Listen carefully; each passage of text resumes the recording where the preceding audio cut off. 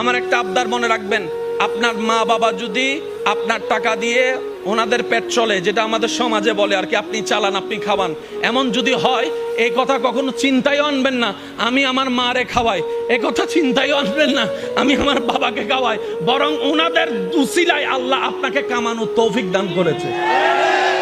মনে রাখবেন, মা বাবার জন্য প্রতি মাসে আপনার সামর্থ্য অনুযায়ী কিছু খরচ রেখে দিবেন।